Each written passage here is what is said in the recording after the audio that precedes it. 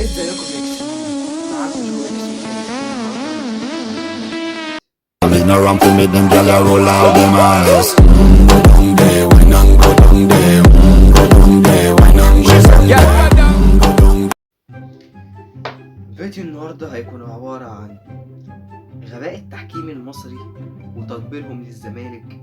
وانا عارف انا مش اول واحد اطلع اتكلم في الموضوع ده، بس كل اللي كانوا بيطلعوا يتكلموا كانوا بيبقوا خايفين من حته اللي الحكام يشتكوا عليهم ويحبسوهم، وانا مش خايف ومش باقي على حاجه ومش باقي على ومش باقي على نفسي. انا مش هكمل الفيديو ومش باقي على الفيديو كمان. يلا صلحت نفسي تاني وعملت لي كوبايه نسكافيه حلوه كده. معلش ينفع في اول الفيديو ده. احب اقول لكم انا كنت عايز اصور الفيديو ده يوم من امبارح بالظبط اللي هو التلات، بس انا ما صورتوش امبارح عشان كانت نفسيتي تعبانه عشان الاهلي كسب 1-0 بس. سحقا لذكريات تقاوم النسيان، تبا لوعد زائف اسكنني الاحزان. 1-0 بس ليه عايزين كده 16 17 18 19 20 21 22 50 مليون حاجات تجديه يا اهلي؟ إن مش هقول لك طبعا، مش انا اللي هقول لك، بس احب اقول لكم اللي احنا طول ما في تحكيم مصري، طول ما في غباء، طول ما في تطبيل، طول ما في ضربات جزاء مش ضربات جزاء اصلا. اللقطة اللي فاتت شوف الجزيري وشوف بازوكا وركله الجزاء يحسبها عبد العزيز السيد لمصلحة نادي الزمالك. الدقيق حكامنا اغبياء. واقول لكم على حاجه، والمقوله الشهيره هاتون الحكام من الصين، حكامنا طاهر القلب نقي ذاكر لله. بلاش اكملها انتوا عارفينها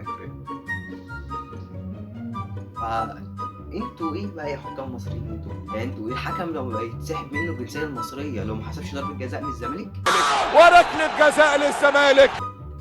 طب يعني يتسحب منك الجنسيه المصريه لو مثلا اتقفشت في مره بتحكم حاجه على الزمالك وركله جزاء للزمالك. يعني سبحان الله، ده انت لحد دلوقتي من اول الاسبوع الاول لحد الاسبوع ال 14 اهو مفيش ضربه جزاء واحده على الزمالك.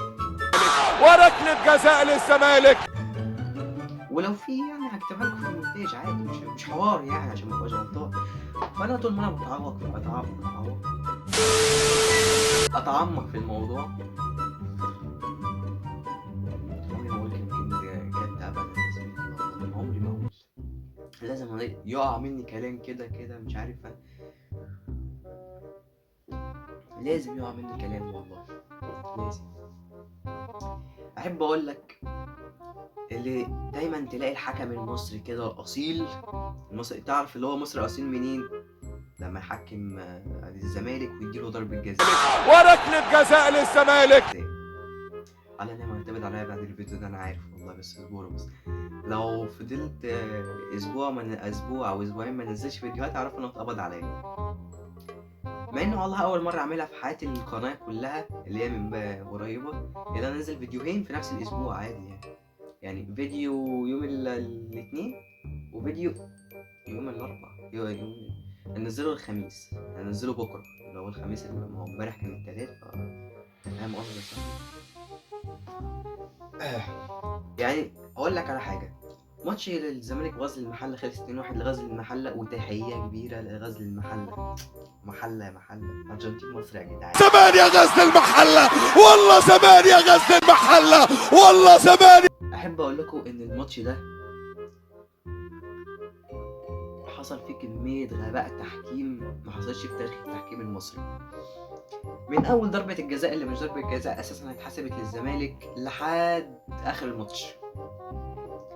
ما ازاي مش ضربه جزاء؟ يعني طبيعي اصلا ان سيف الجزيري حط رجله على الواد، يعني هو الواد حط رجله وشالها تاني، سيف الجزيري جاء حط رجله عليها، انتوا فاهم قصدي؟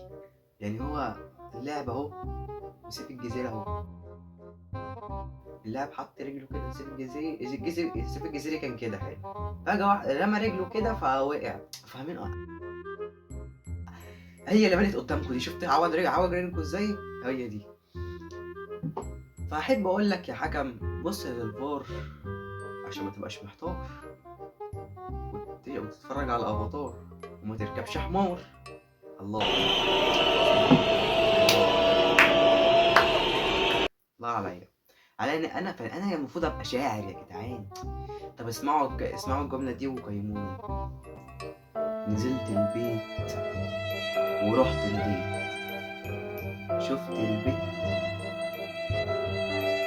قمت لفيت. الله، ما قلتش شعر تاني. على ان لو عديت يعني الشعراء والكلام ده، لو عديت من قدامهم عليا انما لقيتلهم بعد الكلمتين دول. هو دي مش اول نرجع للموضوع. مش اول تحكيم للمصري للزمالك يا حبيبي. لو اتكلم كده فدي مش اول غلطه. يعني هتلاحظوا كمان اللي حرفيا لعيبه الزمالك كانوا بيضربوا لعيبه الغزل المحله والحكم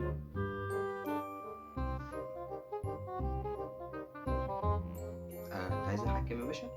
العبوا يا عيال، العبوا يا عيال، مش اشكال. بيقول لك بقى الاهلي هيلعب كمان شويه. انا بقول نلحق نخلص الماتش ده بسرعه كده. ضربه جزاء يا ابني، ضربه جزاء. بقول نلحق نديهم كده نخلص الماتش ده بسرعه كده. يعني بص ادي كده بقى 6 دقايق كده ونخلص الماتش على الاقل. ايه ضيع وقتين هنا نروح نلحق الماتش هناك، فاهم انت؟ يا حبيبي ضربه جزاء قلنا، العب يا ابني ضربه الجزاء. الله، يلا يا حبيبي عايزين نتفرج على الماتش بتاع الاهلي. فبيقول لك ايه،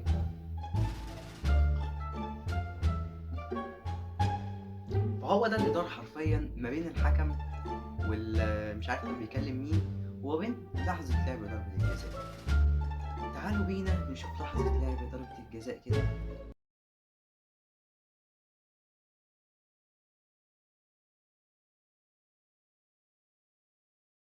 حرفيا زيزو يعني بعد ما حطها كان رايح يحتفل، فقال لك يا نهار اسود احنا متأخرين جون يا جدعان.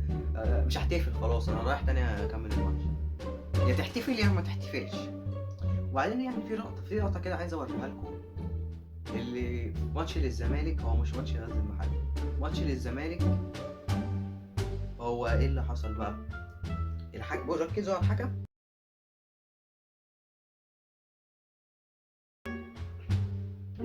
الحكم بيبص فين؟ ده بيبص فين؟ الحكم بيبص ورا كده. انت عارف الحكم زي ده كده. بقول لك ايه، الزمالك العبوا وانا مش شايف حاجه. مش شايف حاجه، انا مش باصص. محدش يقول لي على حاجه مش هحكم، انا مش باصص. احب اقول لكم هو ده اللي حصل حرفيا. اصل ده ما مش هتمشي غير كده. يا كان بيعمل سكتش تمثيل كوميدي، يا اما كان بيحكم. ولا كان بيحكم فهو حكم للمؤاخذة. طاهر القلب نقي ذاكر لله. اعملوا ايه؟ فحرفيا يا جدعان ده سبب هتافات اظن حكام من السنين تحطونا معاهم. طاهر القلب نقي ذاكر لله.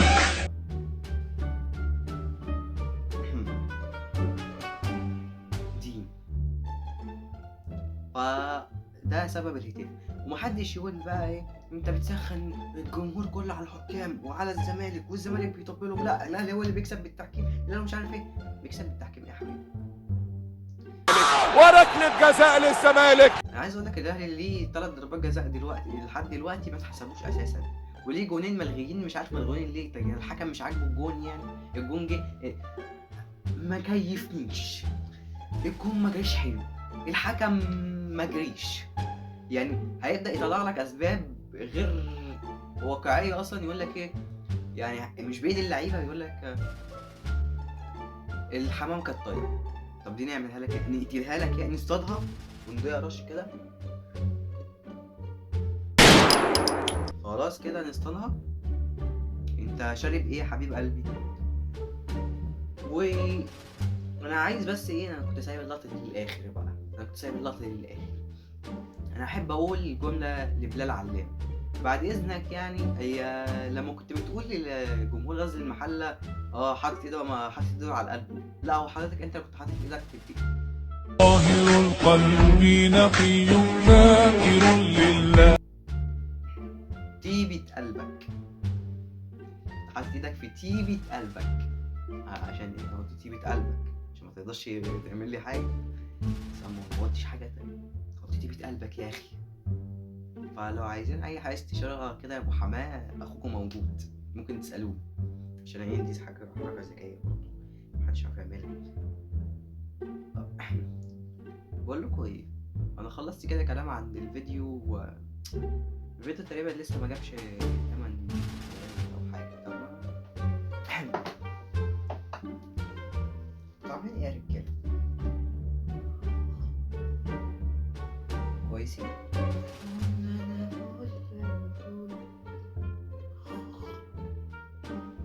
حبايبي عارفين يا جدعان انا عجباني الكلمه دي في ايه؟ اللي هي بوس سيزر. فاكرين مسلسل القيصر؟ اهو ده بقى سيزر بالترجمة القيصر بقى هكتبها هنا. وسيبوه، وهتلاقوا هنا الهرم الرابع. هي مش باينة في الكاميرا بس هبقى اللي عارفني من الأول، اللي كان بيشوف فيديوهاتي الأول هيعرف اللي فيه كلمة الهرم الرابع يعني. بيتب، عجباني كلمة بيتب اللي فوق دي. واللي شاف فيديو تحدي البلالين هيعرف ان انا كنت عامل سيت اب هنا جامد اوي، حاطط حاجات كده عشان فاهمين. يلا ما تنسوش تعملوا لايك، سبسكرايب، شير، مانيكير، باديكير.